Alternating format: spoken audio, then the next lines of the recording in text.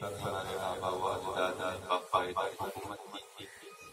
ہم سے ہماری حکومت انگریز حکومت نے چھین لی تھی.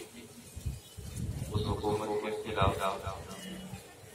اس حکومت کی بھیڑیوں کو غلبہ کرنے اور ہماری غلامی کی زنجیروں کو توڑ تو سب سے زیادہ محنت کی، جنہوں نے اپنے جان، اپنے مال، اپنے اوقات قربان کر دیا. ان میں پہلے ہمارے علماء کرام آتے ہیں، مسلمان. ایک بات بتا دوں، یہ غیر اس وقت وجود میں آئی. ان تنظیموں کے مفاہیم و مقاصد میں یہ تھا کہ انگریزوں سے مسائل حل کر ان کے ساتھ خوش و خرم زندگی گزارا.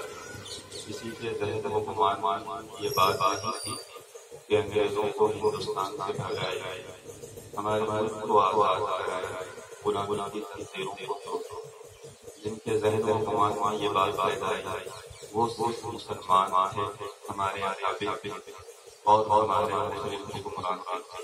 انہوں نے انگریزوں کی جڑوں کو یہاں سے دور کر انہیں بھگانے کی کوشش کی اور اس میں کامیاب بھی ہوئے.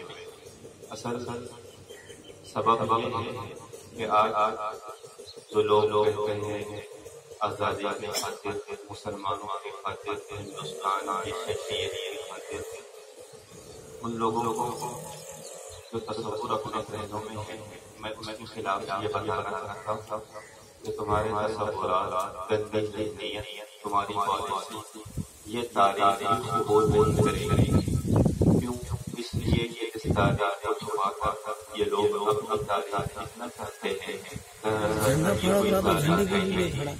جو تاریخ وہ تاریخ لکھی ہے، جو واقعہ ہوا ہے.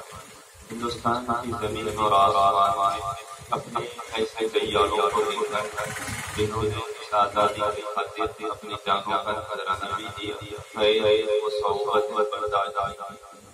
آج کے موقع پر یہ ہم تعلیم دینا چاہتے ہیں کہ دیکھیں جس وقت اس ملک کو آزاد کرانے کی نوبت آئی تو جو سب سے پہلے میرے ذہنوں میں آزادی کی بات پیدا ہوئی وہ ہم ہی تھے.